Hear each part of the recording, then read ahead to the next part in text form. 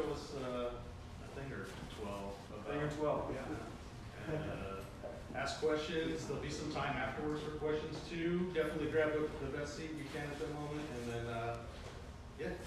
All right, let's do it. Cool. Thanks, Collin. Yeah, thanks for coming out, guys. For you guys who don't know me or don't remember me, I worked here like 4 years ago, and I'm now back.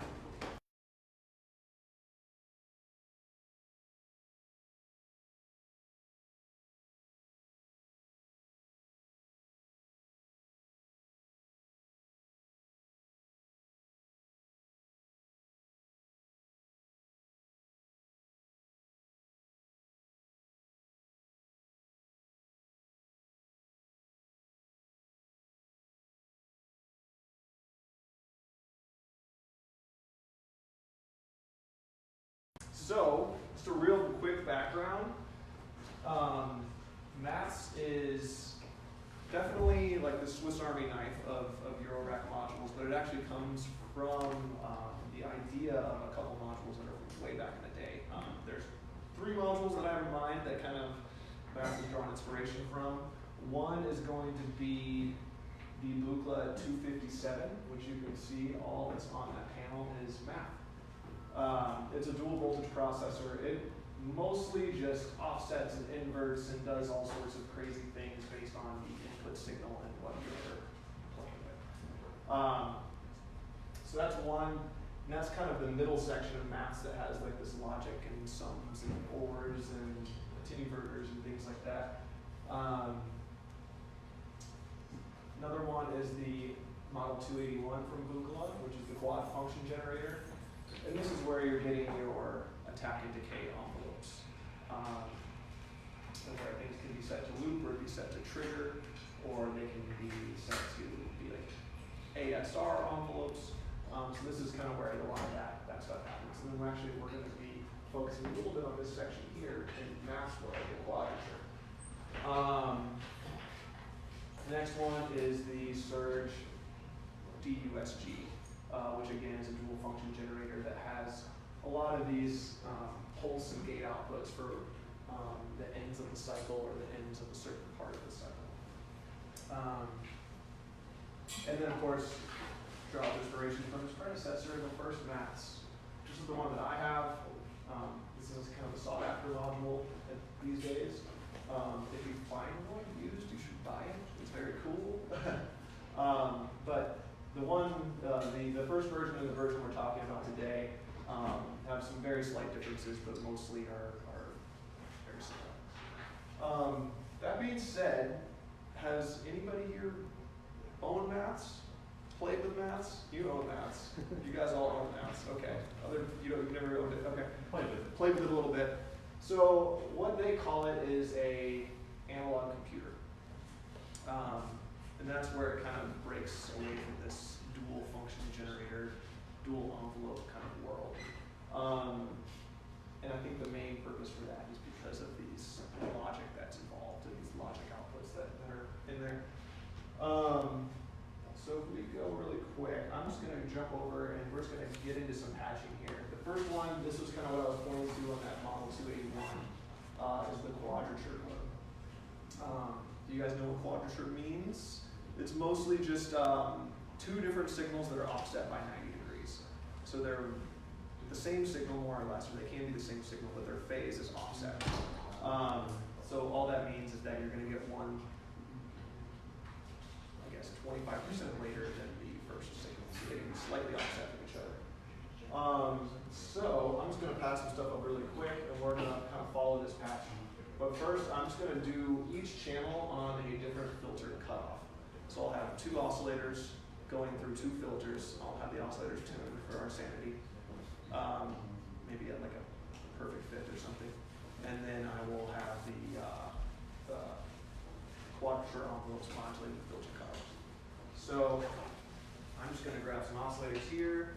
I'm going to use some stuff from Instro. So let's use the TSL. And we'll go through the filter into our mixer down here. Okay.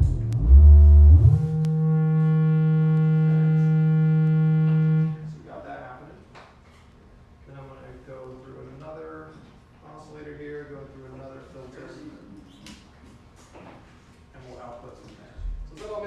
we're just creating the audio path right now. We're just going from oscillators to filters to a mixer, which goes to our speakers here. So let's get these guys tuned.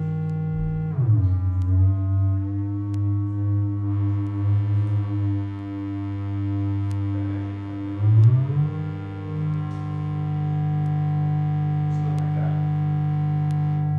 So I'm going to bring each filter down, and now we're going to create this patch here. So in this patch, channel 1, and I did not create this document. This is a supplemental document you can get online. It's pretty much just an illustrated version of the patches that are in the Matt's manual. But yeah, so in this patch, channel 1 and 4 work in tandem to provide functions shifted by 90 degrees. With both cycle switches unengaged, we'll do that now. Patch end of rise to the trigger input of channel 4 and end of cycle to the trigger input of channel 1. And then we're going to output from both of the variable outputs and Matt's. So real quick. End of rise. Trigger 1.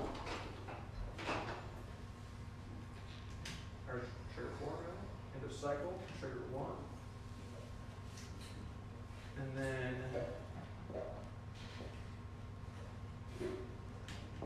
goes back in here.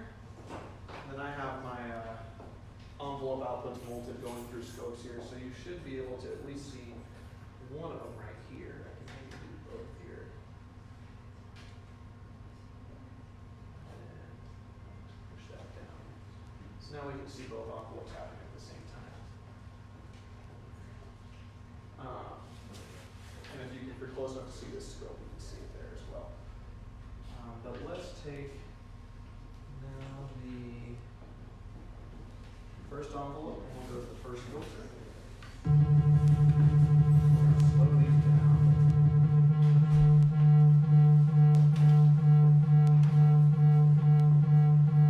Then we'll take the second envelope and go to the second filter.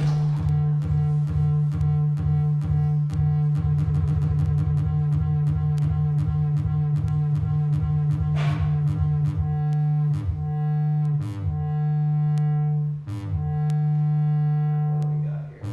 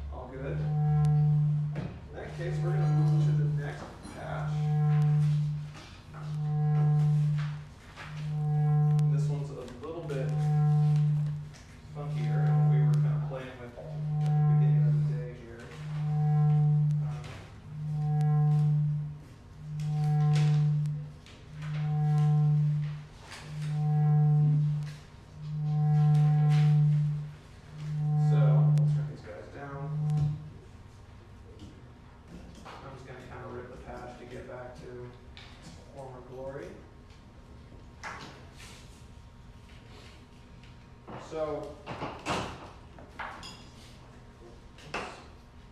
in maths, it's really easy to get 3 of the basic styles of envelopes. So in this context, what you can get is you can get AR envelopes, which just means it has an attack and a release. And once it gets triggered, it just sees that trigger, it knows to turn on, and it goes ramp up and then ramp down. Another type of envelope it can do is an ASR. Whereas if you send it a gate signal, so it's from a keyboard, and it needs to have it needs to know how long that key is pressed, and then know when to start the fall segment or the release segment. It's called an ASR envelope. And so you can get that really easily. So it gets triggered, it knows to start the attack cycle, it sees the gate signal, and then stays held high for as long as the key is held, and then it will release as soon as the key is lifted up. So in that patch, we can try all 3 of them. So again, I'm just going to go from an oscillator to my filter, low pass output to my mixer. Yeah, cool. So now I can take, let's go from that output first. So I have the full scale output from maths going to the CV input of my filter. Now I'm just going to take a quick gate signal, or trigger signal rather, and we'll just trigger it. And what's the deal there?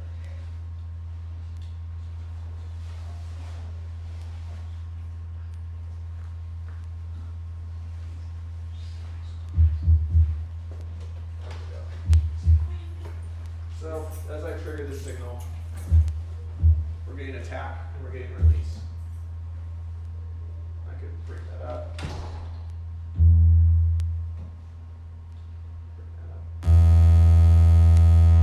There's a long release. I'm not getting much of an attack here.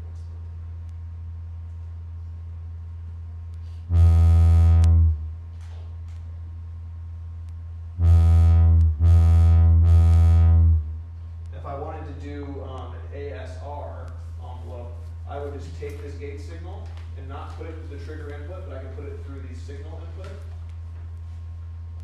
And that's going to give me sustain. So it's actually going to be held high for as long as I have that gate making contact. But the tricky one is this typical voltage controlled ADSR patch. So let me just find that really fast. That's going to be right here. So, same thing, we're going to have our gate signal go to the signal input of the channel 1 in maths. And then we're going to have the end of rise output, which is going to go into the trigger input of channel 4. And then we're actually going to, instead of using the full scale output, we're going to use the OR output. So this is where we're using logic functions to kind of create a more complex envelope shape. This one takes a little bit of finesse to get going. So let me see what the deal is here. It's we want to set both of our response curves to linear, so that it gets that kind of classic like Logue style envelope sound. The sustain is going to be with the channel 1 offset, and the attacks have to be very close to each other to get the 4-stage envelope. And release is there, and decay is there. So.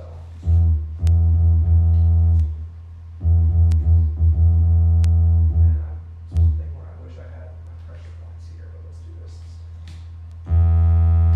There we go.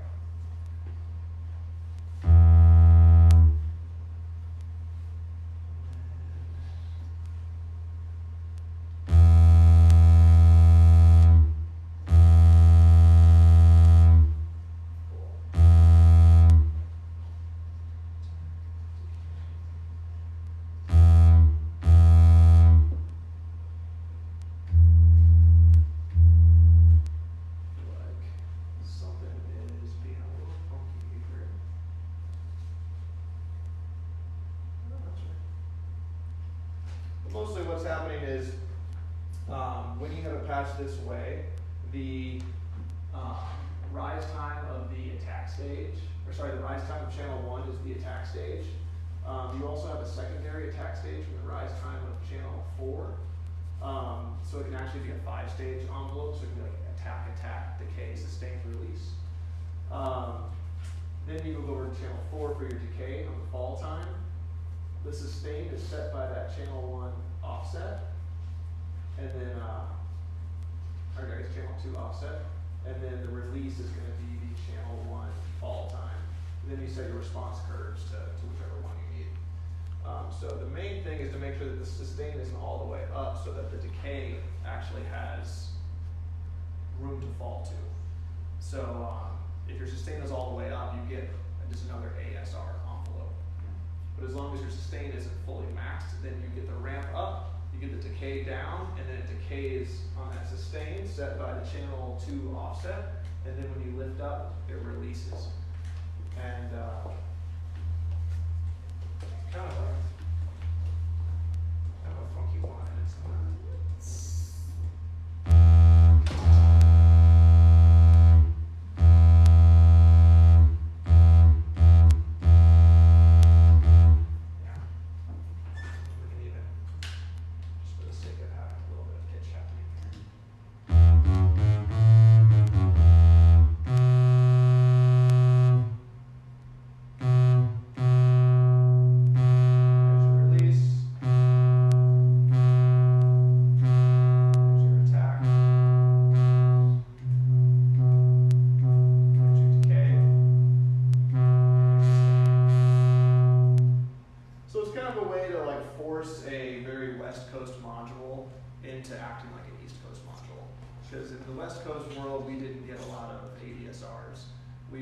Got these AR envelopes, these things that kind of just want to see a ping and then do this function. Whereas in Mo world, he was looking at keyboards, he was looking at having something that, like, you know, people who are more interested in kind of keyboard style music could actually play something and designate how long that note is held for. So yeah, it's kind of just a way to force this West Coast module to be an East Coast module. Does that make sense to everybody? Any questions on that? All good?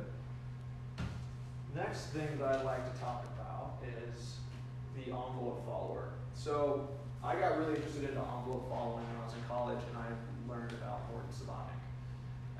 Subotnick did first ever recorded electronic synthesizer music, supposedly, that was released by a record label, Silver Apples on the Moon. If you guys haven't checked it out, you should definitely listen to it. But what he got really into later on in like the later 70s is what he called ghost electronics. Now it would pretty much be him with a microphone, and that microphone would get routed to a envelope follower. And then when he would speak into the envelope, to the microphone and make any kind of sounds, the amplitude of his sounds would get tracked by this envelope follower and then spit out envelopes that were relative to the sounds he was making. So it'd be a way to trigger sequencers, trigger envelopes, ping low pass gates, all sorts of things just by speaking into a microphone. I don't have a microphone with me today, or a microphone input module, but I do have this contact mic guy. So what we can do is very easily unpatch this.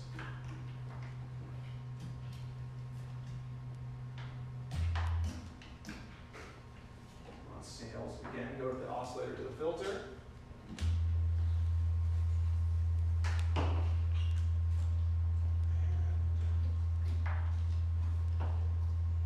Have the full scale envelope of channel 1. Go open my filter, and then I'm just going to use the audio output from ears right here. And as long as I go into the signal input, I'm going to be good to go. So I can actually get that envelope to trigger just by audio. And if I were to make a louder sound, it's going to do a louder envelope. If I do a quieter sound, it does a smaller envelope. Another cool thing to do would be, instead of having open a filter, having it, maybe having that envelope do different things on pitch and the filter together. Or I could go here and also have it bolt out to my oscillator.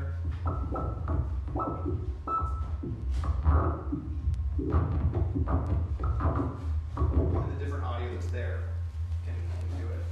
Another way we could talk about it here would be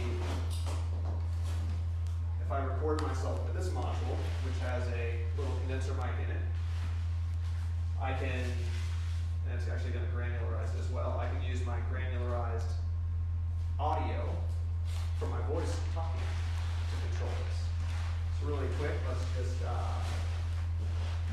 this is a demo for Max. This is a demo for Max. That should be pinging my,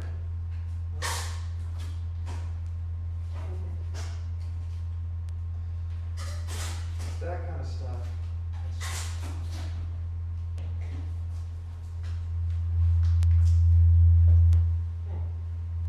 Well, this module's still in a prototype phase. I don't think it's working the way I wanted it to. But we get the point here. And so that's something that I would really encourage people to try, is trying this idea of ghost electronics, where you pretty much just have a microphone and that can be your control source. And you use that as the impulse to make different things in your patch happen. You can kind of really make it feel like you're kind of being more involved with the instrument, especially if you have like a generative patch that you don't really have to touch a lot, or you don't have to tweak as much. It's really helpful just to be able to change things just by speaking or singing a note or anything like that.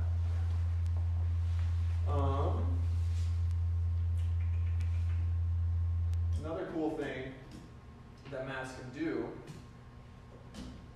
that's kind of outside of the envelope world is functioning as a slew limiter. And a slew limiter comes in a lot of different terms. It can be, like usually on synthesizers we see it as portamento or glide or slide. It's pretty much taking a stepped voltages. Say I have a C and an E note on my keyboard, and instead of it being just a hard modulation from one note to the other, I can glide from one note to the other. And that's super helpful for doing anything that's like, say, if you have a stepped random voltage, but you want it to be smooth, you can run it through a slew limiter. If you wanted your keyboard to have more of a glissando kind of sound to it, you can add portamento to that. A lot of times I use it just because I want smooth LFOs, but I only have stepped random sources left in my patch or in my case, and so I just find ways to smooth them out so I can get smoother modulation. So the way that we do that would be, again, I'm just going to kind of keep creating this patch to get the audio path in people's minds. Oscillator to filter, filter to my output. And then I'm going to take the root note from my quantizer. I have this kind of chordal quad quantizer here. I'm going to take one of the notes and it's going to go into the Mats signal in. Then I'm going to take the full scale output. Actually, I'm going to take the variable output. And that's going to go into the volt per octave in. I think we can really quick. Yeah, this is the patch we're looking at here. And then I'm also going to take a gauge signal, trigger the other envelope of Mats just to kind of create my synth voice here. And that should work like that. Yeah. That's really sliding.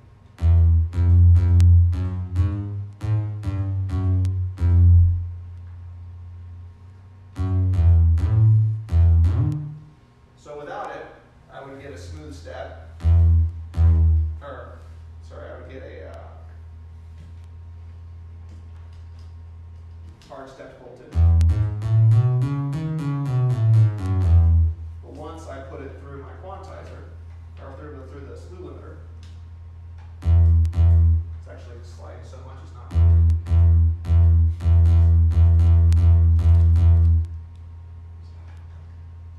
That's there, wrong input.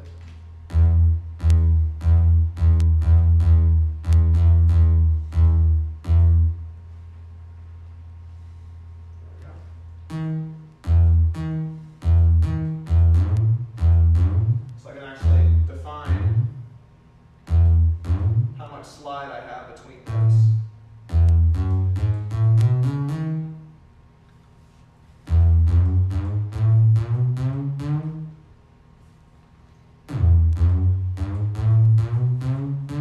And that's all defined by the rise and the fall time.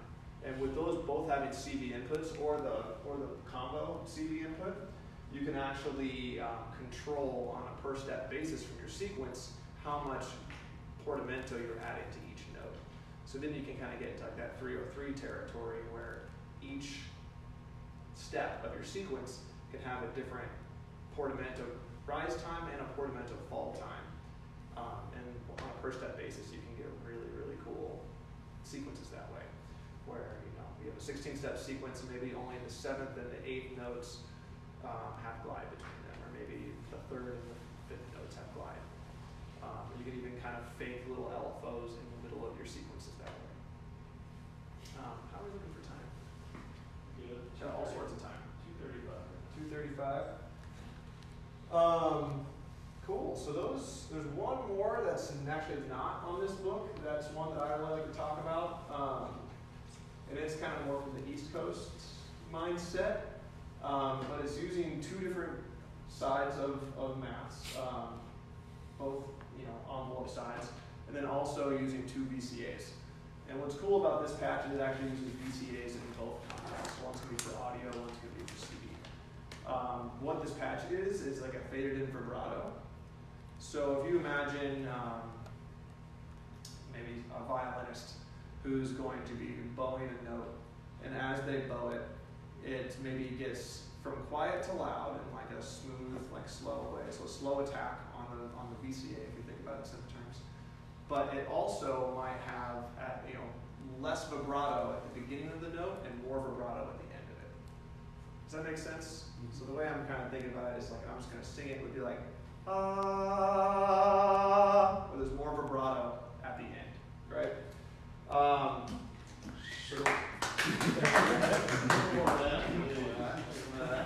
See, if my microphone cable would have worked, I could have been doing the envelope follow or just that the whole time. Hey man, I'll find my cable for it. So I'll walk through the basics. Simple voice patch again. We'll do oscillator to filter, low pass to we'll just go back to our mixer there. And then I'm going to trigger one envelope. Actually, I'm going to trigger both envelopes. Take my gate signal and I'm going to trigger both envelopes.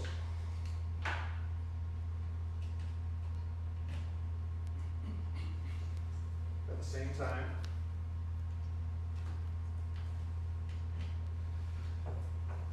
And then first envelope, full scale output, is going to open my filter.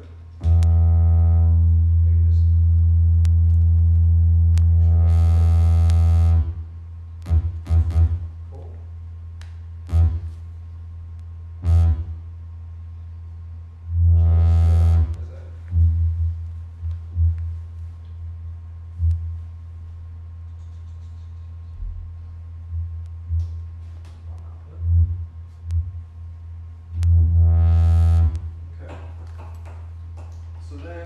Take a, actually, you know what? We'll do this a little bit differently. I'm actually, instead of using the second side of maths, I'm going to use an ADSR for my envelope to open things up here. So, trigger in, voltage out, that should be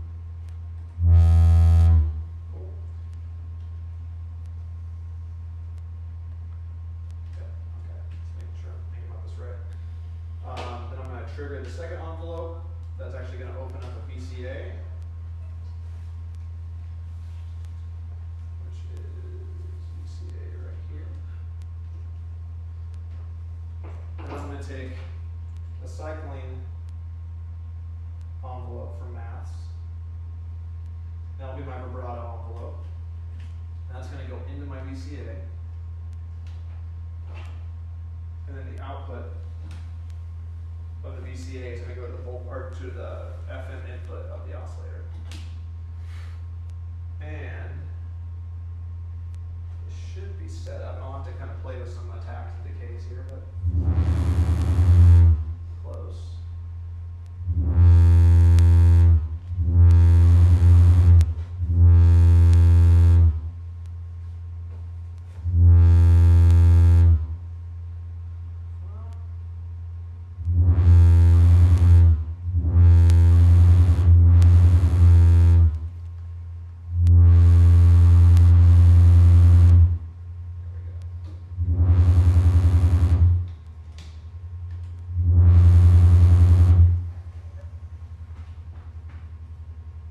All I'm doing is kind of trying to play with the vibrato speed and the envelope time in which the vibrato fades in.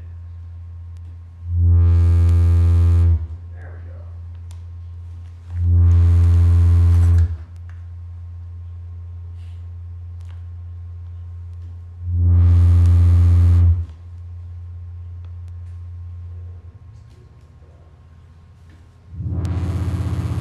That's worse.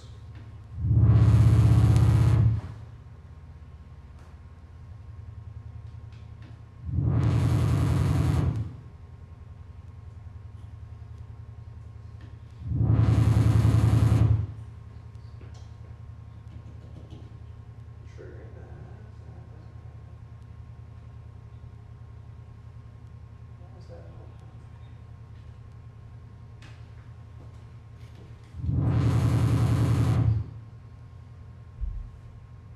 Sorry guys. Start switching modules during the demo and then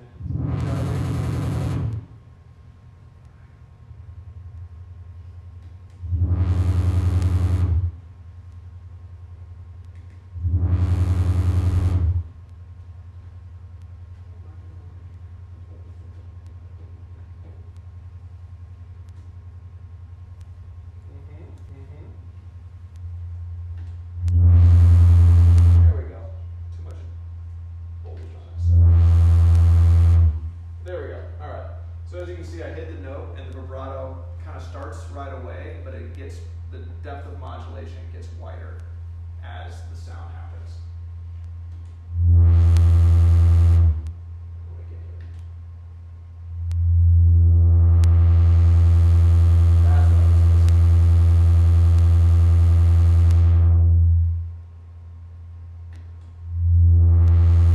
When you hit that modulation, it gets as the sound opens up.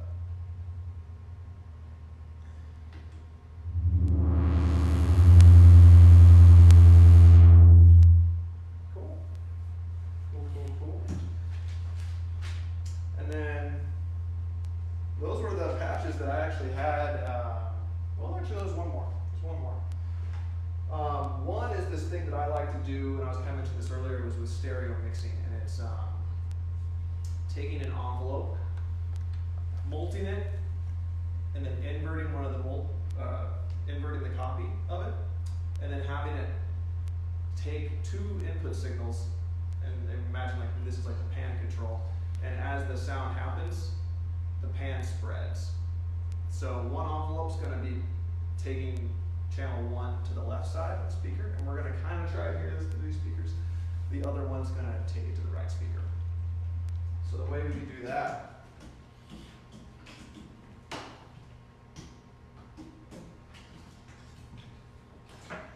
is going to be, say I take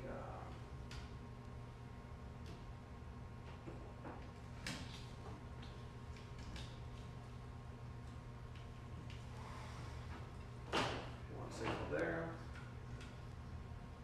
one signal here.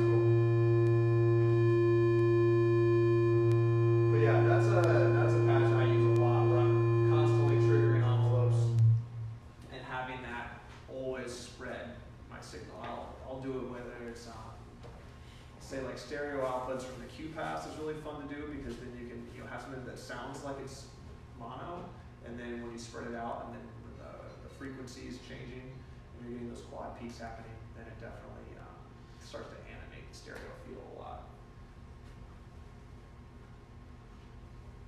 It looks like we have maybe time for, let's say, just to talk about maybe one more patch that I think is super helpful. It's actually two patches, and we can kind of just talk about it here. Half-wave rectification and full-wave rectification is a fun way to get your CD signals to kind of morph and mutate and actually kind of get rid of like negative modulation. So maybe you only have an extra oscillator in your patch, which is going to be a bipolar control voltage signal if it's an LFO mode, right? So you're going to get positive and negative sides. But maybe what you want to plug that LFO into, you don't want it to actually do negative modulation. You only want it to do positive modulation. That can be for any number of reasons. What you could do is you could take, say, the sine wave from your oscillator, that's an LFO mode, and volt that 4 times and plug it into all of the signal inputs on every channel it maps. And then you come out with the lower output. And once you start kind of playing with the attenuators for each channel, what will actually happen is you will take this negative section of the waveform and it starts to go up to where it clips. And it clips right there. And then you're going to get only positive modulation wherever the positive parts of that waveform would be, and it clips out at 0 volts at the negative part of that original waveform. That one's fun, but you do get some dead spots in your modulation. So if you're looking for like a smooth LFO, those flat spots are going to be dead zones, and you're not going to hear any movement there. Which is why full-wave rectification is a lot more fun. Same type of thing, but you only volt the signal twice. So it goes into both channels of the attenuators in the middle, channel 2 and 3. You come out of the OR signal. And what happens here is instead of clipping it at that negative portion and just making it a flat line, it actually takes that negative portion and inverts it. So in that sense, what you would be hearing is an LFO that's going to be twice as fast as your original signal, just because you're getting that many more peaks. But it's really just one waveform, half of it's flipped up on its end. And so it's a cool way to get LFOs to be double time if you want to do kind of clock divided LFOs. Your original signal can be one LFO, you volt it out, you full wave rectify it, and then you get one that's twice as fast. Or again, if you're dealing with bipolar waveforms and you want it to be fully positive, you can do this to kind of make your waveforms a little bit more usable in certain situations. But yeah, that's kind of some of the patches that I like to talk about that are ones that are a little bit out of just like cycling envelopes or just triggering things and having just regular AR envelopes. I think we're all a little guilty of having that be the one way we use maps. I know James and I were talking about like, for years it was like, I use it for this one thing, it's just 2 envelopes, and it kept me from buying a lot of other envelopes in my system. But once I started digging in and kind of getting into the nitty-gritty of that module, I started, it makes you want to buy other envelopes so you can free it up. The more I've been studying it, I actually want to get a second one because I like getting a new one. One of the big differences in the new one is that you can actually toggle on and off the cycling modes, whereas in the first version you didn't have these cycle gate inputs, so you actually had to manually press it to get it to cycle on and off. That's really one of the main differences. Another one would be the inverted output. The original version doesn't have that. And then the offsets for channels 2 and 3 on this version are, channel 2 is going to be offset 10 volts plus or minus, and channel 3 is offset 5 volts plus or minus. Whereas on the first version, it was just strictly 5 volts. But yeah, definitely a fun module, definitely something to like dig into. As you can tell, it gets really deep really fast. And you have to kind of even play with like, okay, what channel am I using, what's happening, how is that being offset? If you ever want to get signals to not come out of the sum output, you can always plug in dummy cables at the top, and it eliminates any of the signals from the sum output. But yeah, it gets fun and it gets crazy, and it's definitely one of the best modules on the market. So, it's a little bit of time for questions if anybody's got questions on patches or things I talked about, or maybe terms I said and maybe they went over the head or not. So. Not a single question. Has anybody heard any weird ways to use it that we didn't go over, or ways that you all been using it? I have a fun one that isn't maybe the most musical, but so the either channel will only reset when it's in its fall phase. Mm-hmm. So in other words, like the envelope won't start over until rise is completed. So if you take channel 1 and set rise, more or less all the way up or high up and fall down, you're making a ramp wave. It's going to keep going up and suck down. And if you keep feeding triggers into that trigger input, it's not going to re-trigger until it's done its full ramp up. So you always get this ramp regardless of what triggers are going in. So that means it's going to be consistent. If you take channel 4 and start it cycling and take its end of cycle pulse out and feed it into the trigger input of 1, you've got this envelope that's and this other one that's just going to keep ramping at the same time. Mm-hmm. If you patch this is where I always have to like stare at it and try it. Take the full signal out of ramp, the ramp one, channel 1, patch it through channel 3 so we can attenuate it, and patch that to like the fall time of channel 4. Channel 4. What's going to happen is as that ramp goes up, you can either like speed up or slow down that cycling one. Mm-hmm. So the thing that's going will be like, and then eventually when the ramp is done, it'll reset and start all over again. So you get this Okay. And if you it's take like a bouncing like ball, reverse bouncing ball. reverse thing. bouncing ball. Yeah. So if you set it positive, the envelope's going to get slower. If you set it inverted, it's going to get faster, so you can control it. Where it gets fun is if you take the OR out, because the OR out is going to just take whatever the stronger or like louder, I guess you could say, of the two signals and feed that to like a filter or something. What you get is these like large spikes from the cycling envelope at the beginning, but as the ramp goes up, it's just opening the filter and you hear the spikes less and less. Yeah. So you hear this like, oh God, I can't even do this with my mouth. But it's like, and then eventually just like a buzzy sound at the end, sucks back down. Yeah. Yeah. That's great. That's great. But there's definitely like. Oh, and if you turn off the cycle, Mm-hmm. if you have this one, and you patch like a keyboard gate into the cycle gate input, Mm-hmm. now you can control when it does that. Yeah. So you're like either having Because the cycles when it's held high, Yeah. and it stops cycling when it's low. Yep. So that's another kind of weird quirk about it. It's not just like a toggle on, toggle off. Like gate It'll will turn it on, gate will cycle, turn it off. yeah. It's like cycle whenever whenever a gate's held high, stop cycling when the gate's held low. Yeah. So 20 HP of weird analog computing. Yeah. Yeah, and I noticed too is like when I would use it as just like a normal just triggered envelope, like I have my sequence doing all my sequencing, the gate out for my sequence goes to channel 1. What happens a lot is if it's not cycling and you're triggering it a lot, especially if you're triggering it before, or let's say it's this one, and you're triggering it before the cycle fully ends, so it's resetting while it's in the fall stage, like we were talking about.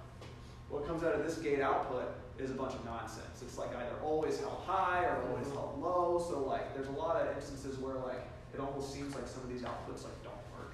And it's because of the way that it's being patched. I remember the first year I had it, I'm like, these outputs don't work. And it was because I was only using it as these like triggered envelopes, which was actually, I was triggering it before the fall section was done, so it never reached the end of cycle. And then it was just always held high. And yeah, the OR output didn't make sense to me for a long time either. And one thing to think about with that is it actually it doesn't process or generate any negative voltage at all. It's only going to be positive voltage. So that's kind of a fun one too. But if you take the OR output, plug it into channel 2 or 3, and then invert it, then you're going to get your negative OR. Or NOR, I think is what it's called, right? You can also use it as a VCA too. We'll be talking about that. Oh yeah, that's a patch I forget about a lot. Do you know how? I've done it, but I don't remember. Because you can use it as a VCA, you can use it as a pseudo filter type of thing. Oscillator. Oscillator for sure. That's like some of the where it's like a voltage controllable oscillator, but I was hoping Modular Grid had like every tag at the bottom so we could just like, run through them all prove that it could do it, but they're actually pretty conservative, which only like I think for the VCA, what you send the audio to the signal in, not the treble in, and you set the knobs all the way up. So essentially it's like the envelope follower patch, but it's slowing down the audio coming in that you effectively don't hear it. And then you patch your CV the fall time in? Yeah, exactly. So you patch your envelope to the both input. The both input. Because the both input, it's like backwards from what you think it would do. Exactly. So as voltage goes up, it lowers the rise and fall. Yeah. So when rise and fall go all the way down, the audio comes through basically unaffected. Yeah. And that But you is- do that with positive control voltage, right? Yeah. Where it's like on other things, you know, if it was all the way, if it was already silent, but when it was up, you have to give it negative voltage. Exactly. Because this input works in the inverse Yeah. proportional Yeah, way. you just feed it positive. You just feed it positive. Yeah. That's a funky one. Yeah. Yeah. And it's kind of like has a funny sound to the VCA because it's really more like a half pole filter, or like, because I don't think it's quite a one pole filter, Yeah. but it's, yeah. So it has a little bit of dulling to it, Mm-hmm. but yeah, and a pinch totally works as a VCA. Yeah. And then there goes that. I suppose you could rectify it. You could use it as a VCA, and then, right? Yeah, you could full wave rectify it. There you go. I guess you have to patch it into the other one, and do the same thing on both. And then pretty soon you'll have like The 20 you'll have HP. 2 maths. Yeah. It's a whole case of maths. So yeah, I did write down a couple of extra functions that we didn't talk about. It can be, like we said, a dual envelope generator, dual envelope follower, negative or positive LFO. So it's never going to be both. That's the thing. I like to designate LFOs as like something that actually is bipolar, whereas a cycling envelope is what I would call something that's unipolar positive or unipolar negative. And that's kind of just my mind. I've never actually read anything that says that is the truth. But for me, it's like LFOs are oscillators, so they have positive and negative. It can be a dual oscillator, and it can be saw or triangle and all these things. All these patches are in this document.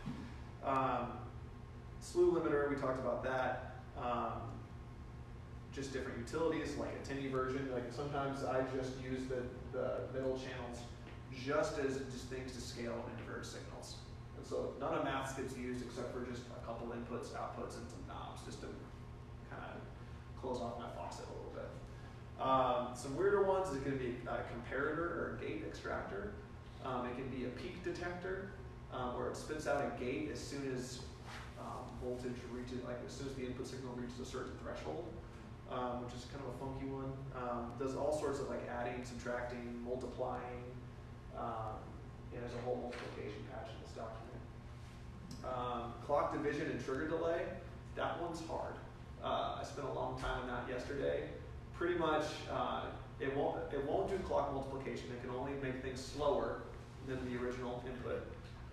But once you get past divide by 2, it starts to get pretty crazy. Because what happens is this becomes your divisor, and this becomes your gate length. And if your gate length is shorter than your delay time that you're setting by your divisor, it does all sorts of random triggers. So yeah, doing divide by 2 is very easy, but doing anything other than that, divide by 3, divide by 4, it gets a little bit hard. You'll get it every once in a while, but then you get some random triggers here and there. Maybe that's why they call it maths. That's why they call it maths. Yeah. And And then we talked about the rectifiers and then signal offset. I mean, just say putting your sequence through the signal in, coming out of the sum output, and then playing with the attenuators and actually offsetting that control voltage signal that's going to your oscillators. So it does all sorts of things. I would suggest everybody, at least whether they have one at home or they're planning on picking one up or even just playing with one here in the shop once I put it back in the case, it's definitely worth spending some time with. And we have the one that fell down back here. I have that documented, printed here, so you guys can always pick it up, take a look at it, and spend some time with it. So thanks for coming out, guys. Good job. Thanks, guys. Thanks. Thank you. And then we do have basic synth starting on the 11th, I think, of January. I believe that's the day, Yeah, January 11th, we're going to start doing basic synth. Mostly it's going to be terminology and signal flow, modular functions. If you guys can keep up with what I was just talking about, it might be a good refresher, but you probably already know oscillators, filters, envelopes, those things, but we'll be talking about that kind of stuff. And then some more nitty gritty of like the difference between gates, triggers, and clock signals, and like how that comes into play. So, yeah. We'd be doing more module specific stuff like for this. That's really what I mean. I'd like to see is I'm planning a lot of to do different some more stuff. of that. There's one I want to do on the qubit synapse. That's kind of an underdog that people don't know about that does a lot of cool things. Once these guys are out, I'm hoping to do one on these, the Arbor and the Looper from Instro. They're still in beta version right now, but yeah, so I'll be doing some stuff like that. And then maybe like 3 different types of filters, and then I grab. Yeah, we got a couple cool new ideas for like just more casual classes that are less beginner intro, but we also have to do the beginner intro stuff too. But yeah, then a lot of product demos throughout the year. So whenever something new comes out and the manufacturer needs a place to host, we're always going to do that. So if you're not on our Or even if it's been out for a while, like this one. I mean, Been out cycle for through. years, If it's yeah. popular, let's Exactly. it's great. Yeah, we love those suggestions. Absolutely. And I would, I guess if you guys are interested, I can always print this off or share you on the Google Doc. I do have links to the, obviously the manuals, but the patch books for V1 and V2, all their specs on modular grid, things like that. But also some of that in the event too. Cool. You guys That's are what I on the was Facebook thinking. event page. We can post those links, or even the PDF. I don't know if you can share a PDF on Facebook. We can definitely do a link fest. cool. And the one that I would definitely read would be this Sabatnik Ghost Electronics. That talks about all about the envelope following, all about the funky stuff in this Ghost scores, and it's super, super interesting. So, Sweet. all right. All right, guys. Thank you. Thanks Thank again. you. All right, cool.